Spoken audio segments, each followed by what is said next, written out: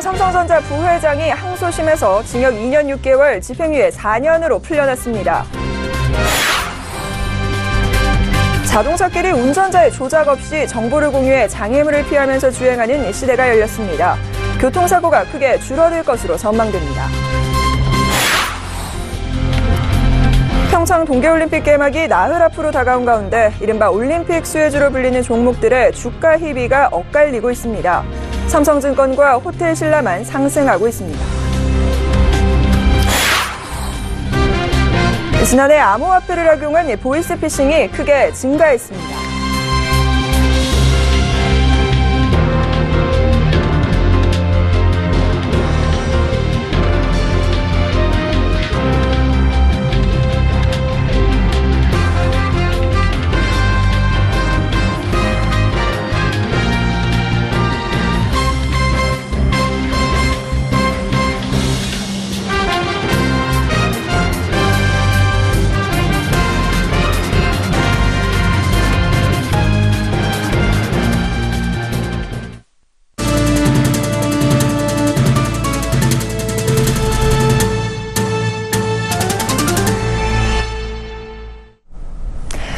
시청자 여러분 안녕하십니까? 센 경제 현장 김혜영입니다.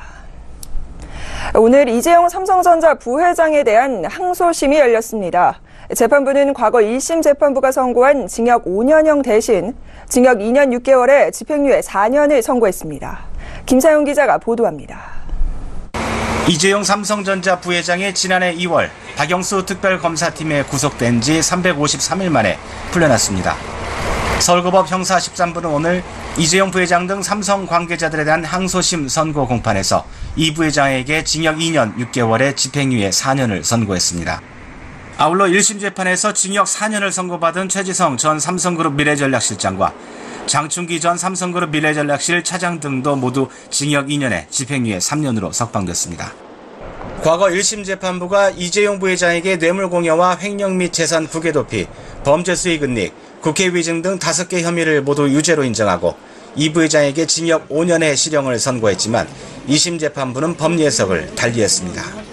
재판부는 오늘 판결에서 범행 전반에 미친 영향이 크고 국정조사 청문회에서 위증한 점이 인정되지만 대통령의 요구를 쉽사리 거절하거나 무시하기는 어려웠을 것이라며 횡령 피해액이 회복됐고 범죄 전략이 없는 점도 참작됐다고 판결 배경을 설명했습니다. 우선 법원은 삼성의 미르재단과 K재단에 대한 출연금 등 1심 재판부가 인정한 일체 뇌물공여 부분을 인정하지 않았습니다. 재판부는 삼성이 승계 작업을 위해 명시적, 묵시적 청탁을 한 것은 인정되지 않는다고 밝혔습니다. 다만 정유라가 사용한 말의 경우 마필 소유권이 삼성에 있는 만큼 정유라에 대한 승마 지원은 뇌물이라는 입장입니다. 법원은 또 이재용 부회장의 국회 위증 혐의도 일부만 인정했습니다. 이 부회장이 풀려나면서 그동안 사실상 비상경영 체제를 유지해온 삼성그룹의 경영이 정상화를 되찾을 것으로 전망됩니다. 특히 이 부회장이 경영에 복귀하게 되면 해외 인수합병과 대규모 투자 등 오너의 판단이 필요한 부분에서 보다 활기를 띨 것이라는 게 세계의 공통된 시각입니다. 또 글로벌 기업으로 도약한 삼성그룹이 이 부회장의 수감으로 이미지가 훼손된 점을 감안할 때 국내는 물론 해외에서 그룹 이미지 개선 노력을 기울일 것으로 예상됩니다. 이 부회장이 재판 중에 헌신과 나누는 참된 기업인, 사회에 대한 보답이라는 말을 수차례 반복했던 점을 감안하면 사회공헌 활동도 더욱 확대될 것으로 관측됩니다. 일각에서는 이 부회장이 경영 복귀와 함께 입장을 내놓으면서 사회공헌 활동에 대한 큰 그림을 내놓을 것으로 기대하고 있습니다. 앞으로 삼성그룹이 이 부회장의 석방을 계기로 어떤 모습으로 변화해 나갈지 주목됩니다. 서울경제TV 김상용입니다. 도로를 달리면서 책을 보거나 업무를 처리할 날이 이제 얼마 남지 않았습니다. 자율주행차 2대가 동시에 운행하면서 서로 정보를 주고받고 도로에서 발생하는 정보를 자율주행 차량 운행에 실시간으로 반영하는 시연에 성공한 건데요. 이 기술이 적용되면서 교통사고도 크게 줄어들 것으로 보입니다. 이보현 기자가 보도합니다. 도로 위를 달리는 2대의 차. 하지만 운전자들의 손은 모두 자유롭습니다. 달리던 자율주행차는 어린이 모형이 차도에 갑자기 나타나자 급정거합니다. 차량의 반응 속도는 0.001초에 불과합니다. 4G LTE보다 20배 이상 빠른 속도와 초저지연 네트워킹이 가능한 5G 기술 덕분입니다. 고속도로에서 추돌 사고가 발생하자 사고 정보가 자율주행차에 바로 전달됩니다. 앞서가던 자율주행차는 사고 정보를 뒤따르는 차량과 관제센터에 전달합니다. 뒤따르던 자율주행차는 사고 정보를 받자마자 속력을 줄이고 주행차선을 바꿔 사고 지점을 안전하게 통과합니다.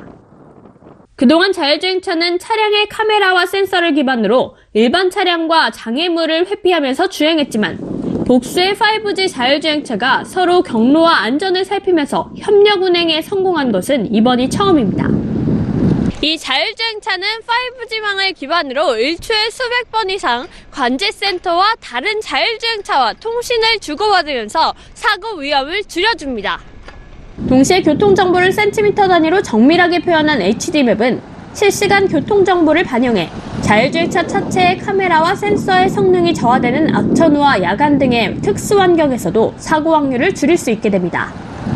HD맵은 정적인 요소 이외에 실시간 정보, 위험 상황, 도로 상황, 신호등 정보 같은 동적인 정보를 탑재하여 보여주는데 자율주행 기술은 빠르게 발전해 2030년이면 운전자가 필요 없는 완전 자율주행차가 운영되고 2040년에는 전 세계 신차 판매의 26%가량을 자율주행차가 차지할 것이라는 분석이 나옵니다. 서울경제TV 이보경입니다.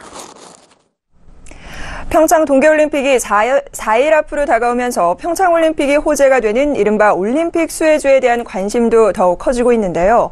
하지만 지난해부터 수혜주로 꼽히던 종목 대부분이 이렇다 할 상승세를 보이지 못하고 있어 한숨을 짓는 투자자들이 늘고 있습니다. 수혜주로 예상되던 종목 중 현재 빛을 보고 있는 종목은 삼성증권과 호텔신라뿐이었습니다. 김서훈 기자가 보도합니다. 제1기획은 삼성전자, KT 등 평창올림픽 주요 후원사의 마케팅 캠페인을 대행하고 있어 지난해부터 평창올림픽 수혜주로 지목되어 왔습니다.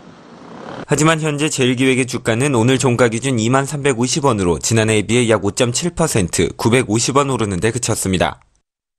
아웃도어 브랜드 노스페이스를 운영하고 있는 영원 아웃도어도 평창올림픽 한정판 롱패딩인 일명 평창 롱패딩이 큰 인기를 끌면서 수혜주로 꼽혔지만 주가는 인기를 따라가지 못하고 있습니다.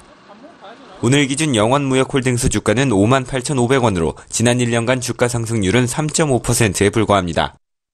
평창올림픽에서 세계 최초로 5G 시연을 하기로 한 KT도 정부의 4차 산업혁명 기조와 맞물려 주가 상승이 기대됐습니다. 하지만 5G에 대한 투자자들의 이해 부족으로 현재 주가는 지난해와 같은 수준에서 약보합을 보이고 있습니다. 이번 올림픽에서 알파인 스키 경기가 열리는 코스를 보유한 용평 리조트도 설상 종목 선수들이 지내는 평창 선수촌의 시행사로 선정되며 큰 관심을 모았습니다. 용평 리조트 주가의 경우 지난해 2월에 비해 23% 이상 올랐습니다. 지난해 10월에는 12,000원을 넘기도 했지만 올림픽이 다가올수록 되려 하락해 현재 1,350원 수준입니다. 이들 종목은 올림픽 수혜주로서 투자자들의 기대에 미치지 못하고 있지만 함께 수혜주로 꼽힌 삼성증권과 호텔신라의 주가는 승승장구하고 있습니다.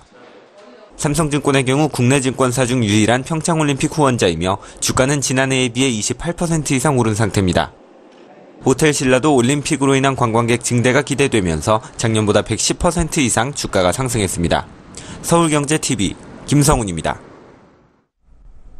보이스피싱 사기범들이 피해금을 현금화하는데 기존 대포 통장을 대신 암호화폐를 악용하고 있는 것으로 드러났습니다.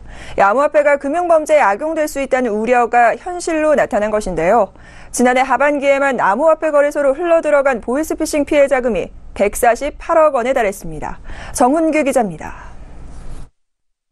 금융감독원에 따르면 지난해 보이스피싱 피해액은 2,423억 원으로 한 해 전보다 499억 원 증가했습니다. 보이스피싱에 주로 악용되던 대포 통장에 대한 관리가 강화됐음에도 암호화폐가 새롭게 피해금을 현금화하는 역할을 하면서 피해 규모를 키웠습니다. 금감원이 은행권을 대상으로 조사한 결과 지난해 하반기에만 암호화폐 거래소로 송금된 보이스피싱 피해액이 148억 원에 달했습니다. 이는 지난해 피해액 증가분 499억 원 중 약 30%에 해당합니다. 반면 골칫거리였던 대포 통장은 지난해 발생 건수가 한 해 전보다 2.6% 감소했습니다. 은행별로 고객 10,000명당 대포 통장 발생 건수가 2건 수준에 불과했고 농협은행의 경우 한 건에도 못 미쳤습니다. 사기범들이 관리가 강화된 대포 통장 대신 암호화폐를 현금화 수단으로 악용하고 있다는 얘기입니다. 특히 암호화폐 계좌는 그동안 의심거래 모니터링이나 100만 원 이상 입금 시 인출이 30분간 지연되는 자동화기기 인출 제한 등이 적용되지 않아 범죄를 저지르기가 더 쉬웠습니다. 한 번에 거액 출금도 가능한 탓에 기존 보이스피싱 수법보다 건당 피해 규모도 컸습니다. 암호화폐를 거친 보이스피싱 건당 피해금은 1,137만 원으로 전체 평균 피해금 485만 원의 2.3배 수준이었습니다. 사기범들은 피해자가 암호화폐 거래소 계좌로 직접 송금하면 이 돈으로 암호화폐를 구입한 뒤 전자지갑으로 이전해 현금화했습니다. 금감원은 암호화폐 거래 실명제 시행으로 이 같은 수법은 감소할 것으로 예상하면서도 암호화폐 계좌가 보이스피싱에 악용되지 않도록 모니터링을 강화하겠다고 밝혔습니다. 서울경제TV 정원규입니다.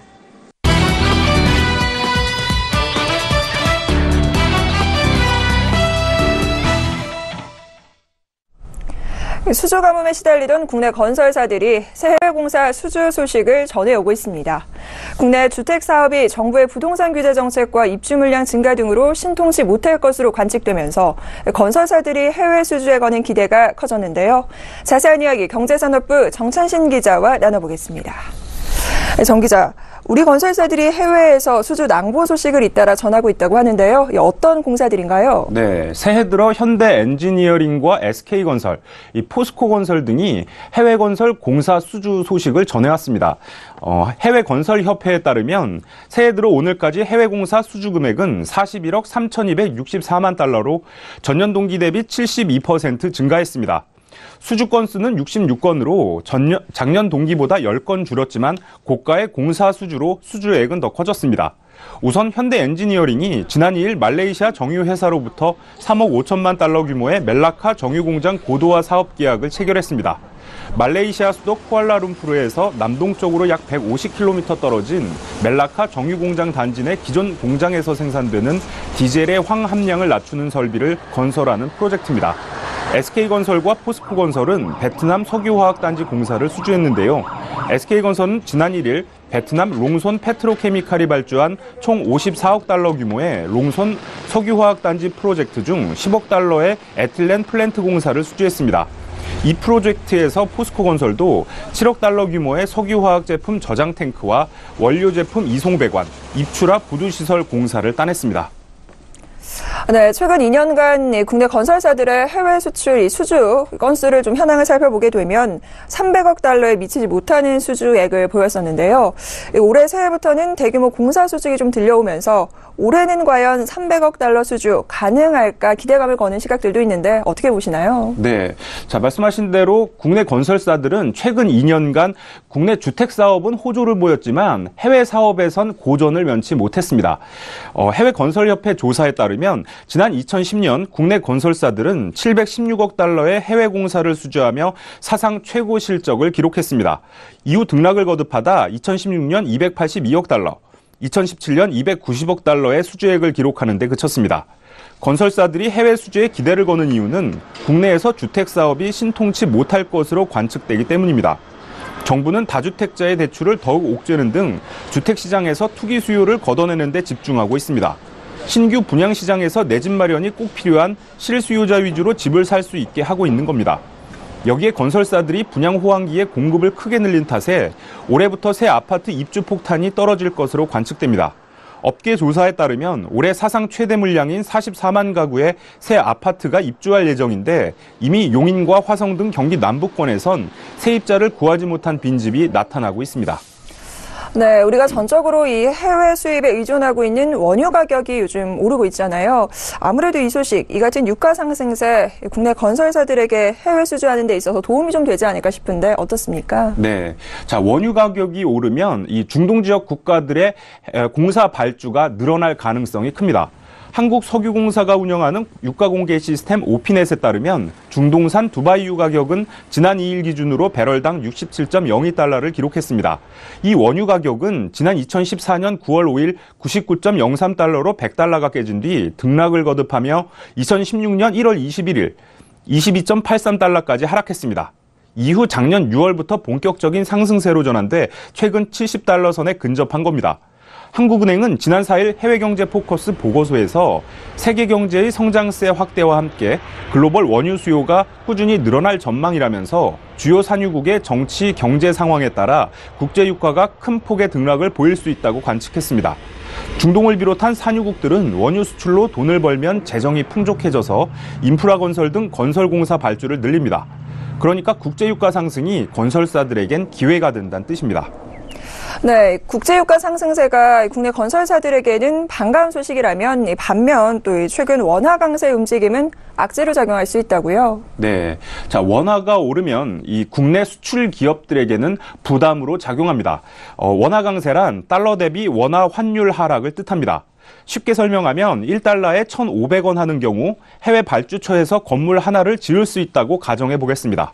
그런데 환율이 내려 1달러에 1,000원이라면 건물 하나를 다 못 짓는 돈이 되는 겁니다. 한국은행에 따르면 이 원달러 환율은 지난 2일 기준으로 1,071.1원을 기록했습니다. 환율은 작년 6월 1일 1,121.8원을 나타냈지만 11월 20일 1,096.1원으로 1,100원대를 내주고 지속 하락하는 추세입니다. 달러 대비 원화 환율 하락은 국내 건설사들의 가격 경쟁력 약화로 이어지는데요. 발주처에선 한국에 발주할 물량을 경쟁 업체들이 있는 중국과 일본 등에 줄 수 있습니다. 여기에 해외 사업장에서도 원가 부담도 늘어서 이 수익성이 악화될 가능성도 있습니다. 네, 지금까지 국내 건설사들의 해외 수주 현황에 관해 경제산업부 정찬신 기자와 자세한 이야기 나눠봤습니다. 오늘 말씀 고맙습니다. 네.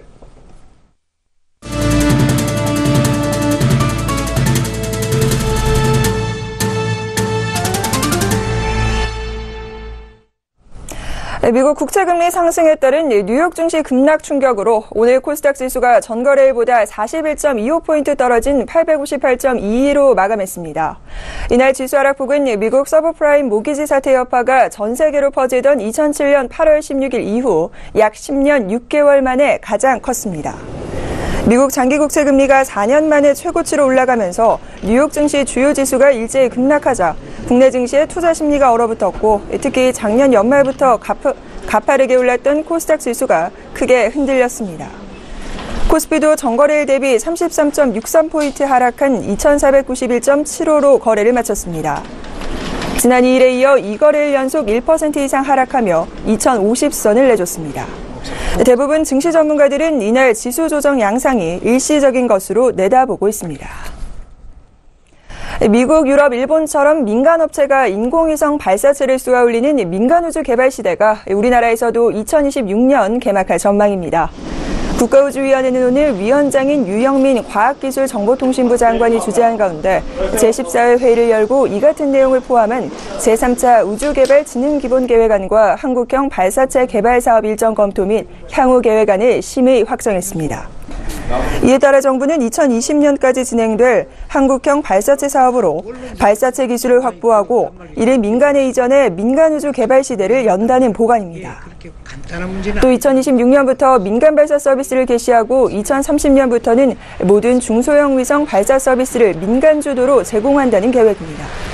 이 같은 계획이 차질 없이 진행되면 2030년 달 착륙선을 발사할 수 있을 것으로 관측됩니다. 정부는 앞으로 5년간 국내에서 우주시장 형성 초기 단계가 될 것으로 보고 작년 276명에 그쳤던 우주산업체 신규 채용 규모를 2020년까지 1,500명 수준으로 늘린다는 목표를 세웠습니다. 정부는 우선 엔진의 비행 성능 검증을 위한 시험 발사체 발사를 올해 10월 시행할 계획입니다. 산업통상자원부가 오늘 충북 오찬 산업단지 내 중견기업 네페스 공장에서 중견기업 정책혁신 워크숍을 열고 오는 2020년까지 중견기업 수를 5,500개로 늘리는 내용의 중견기업 비전 2280 세부 이행 계획을 내놨습니다. 중견기업은 매출 400억 원에서 1,500억 원 이상, 자산 총액 5천억 원에서 10조 원 등의 조건을 갖추면 중견기업법에 따라 지정됩니다. 정부는 양질의 일자리 창출과 혁신 성장을 추진하려면 우리 경제의 허리인 중견기업이 제 몫을 해줘야 한다는 판단입니다. 2015년 기준 중견기업 수는 3,558개로 2020년까지 총 5,500개로 늘리면 신규 일자리는 13만 개가 새롭게 만들어질 것으로 분석됩니다. 중견기업 가운데 매출액 1조 원 이상이면서 혁신 역량이 우수한 중견기업은 현재 34개에서 80개로 확대 육성한다는 목표도 제시했습니다. 정부는 해외 진출이나 성장 가능성이 높은 유망 중소기업 500개사를 우선 선정해 해외 시장 개척, 판로 다각화, 정책금융 지원 등 맞춤형 프로그램을 제공한다는 계획입니다. 지난 3년간 액면 분할을 결정한 상장사 가운데 한 달 후 주가가 오른 기업은 절반가량에 그친 것으로 나타났습니다. 액면 분할을 한다고 모두 주가가 오르는 게 아니라는 뜻입니다. 금융정보업체 FN가이드에 따르면 2015년에서 2017년 유가증권 시장과 코스닥 시장에서 액면 분할한 기업은 모두 99곳으로 이들 가운데 액면 분할을 결정하고서 한 달 뒤 주가가 오른 상장사는 55곳에 그쳤습니다. 한 달 후 주가가 같았던 기업은 3곳이었고 오히려 주가가 내려간 곳은 44곳에 달했습니다. 액면 분할이 단기적으로는 주가에 호재로 작용할 수 있지만 주가의 방향이나 흐름 자체를 결정하지는 못한다는 겁니다. 전문가들은 기업의 주가는 단기성 이벤트보다는 기업의 실적에 주목해야 한다고 입을 모으고 있습니다. 오는 8일부터 대법 법정 최고금리가 연 27.9%에서 24%로 인하됩니다. 기존 대출은 소급 적용되지 않고 만기가 돌아와 갱신하거나 연장할 때 낮아진 금리가 적용됩니다. 다만 금리 인하 요구권을 활용하면 기존 대출자도 이자 부담을 줄일 수 있습니다. 금리 인하 요구권이란 대출자가 금융기관에 신용등급 상승, 소득재산 증가, 승진 등 직위 상승 등을 이유로 금리를 낮춰달라고 요구하는 권리를 말합니다. 나이스 평가정보, 코리아 크레딧뷰 등 신용정보회사 홈페이지에서 자신의 신용등급을 조회해 등급이 올랐으면 금리 인하를 요구해도 됩니다. 4개월에 한 번씩 무료 조회도 가능합니다. 저축은행업계는 이와 별도로 기존 대출자들을 대상으로 한 금리 부담 완화 방안을 시행합니다. 사실상 최고금리 인하 효과가 소급되는 셈입니다. 연체 없이 대출 약정 기간의 절반이 지났으면 금리 24%를 넘는 대출을 24% 이하 대출로 바꿀 수 있습니다. 이때 중도상환 수수료는 내지 않습니다. LG전자가 6일부터 4일간 네덜란드 암스테르담에서 열리는 상업용 디스플레이 전시회인 ISE 2018에서 투명 올레드 사이니지를 선보였습니다. 이 제품은 디스플레이에서 정보를 보면서 디스플레이 너머의 상품을 동시에 확인할 수 있습니다. 이마트가 자체 브랜드인 노브랜드를 통해 43인치 풀 HD TV를 29만 9천 원에 판매합니다. 작년 9월 출시한 32인치 TV에 이어 두 번째입니다. 이 제품은 오는 8일부터 이마트 전 매장에서 구입할 수 있습니다. 하나생명이 국내 3대 신용평가기관인 한국기업평가, 나이스 신용평가, 한국신용평가로부터 보험금 지급 능력 최고 등급인 AAA를 획득했습니다. 이 회사는 안정적인 영업 기반, 자산 건전성, 자산 운용 이익률 등에서 높은 평가를 받았다고 설명했습니다. 롯데홈쇼핑이 인공지능 스타트업인 스켈터랩스에 직접 투자를 진행한다고 밝혔습니다. 롯데홈쇼핑은 이번 투자를 통해 AI를 활용한 새로운 IT 기술과 쇼핑을 접목한 시스템을 도입한다는 포부입니다.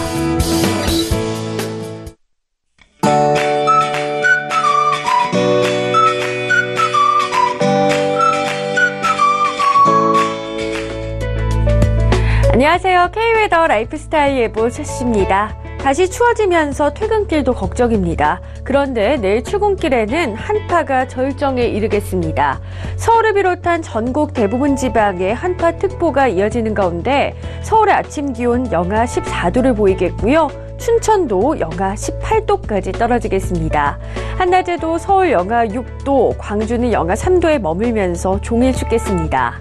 강추위 속에 곳곳에 지진도 발생했죠. 어제 충북 옥천에서는 규모 2.8의 지진이 났고요. 포항에서도 사흘째 여진이 발생했습니다. 강추위 속에 지진이 잇따라 발생해서 걱정인데요. 다행히 내일 하늘은 고기압 영향권에서 대부분 지방이 맑을 것으로 보입니다. 다만 찬 공기가 상대적으로 덜 차가운 바다 위를 지나면서 만들어진 구름대가 유입되면서 충남 서해안과 호남, 제주도에는 눈이 오다 늦은 오후에 그치겠습니다. 다음은 자세한 지역별 내일 날씨를 나절 예보를 통해서 살펴보겠습니다. 중부지방 충남 서해안으로는 늦은 오후까지 눈이 오겠습니다. 다만 아침 기온 서울 영하 14도, 춘천은 영하 18도로 대부분 오늘보다도 낮겠습니다.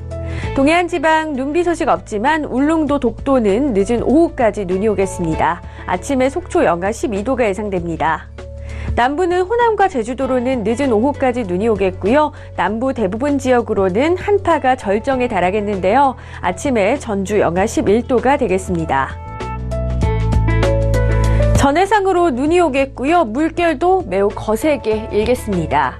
이번 주 내내 전국 대부분 지방으로는 구름만 다소 지나겠습니다. 다만 목요일에 또다시 충청과 호남, 경남과 제주도로는 눈이나 비가 오겠고요. 토요일에는 호남과 제주도로 눈이나 비가 내릴 전망입니다. 날씨였습니다. 생경제 현장 준비한 소식 여기까지입니다. 시청해주신 여러분 고맙습니다.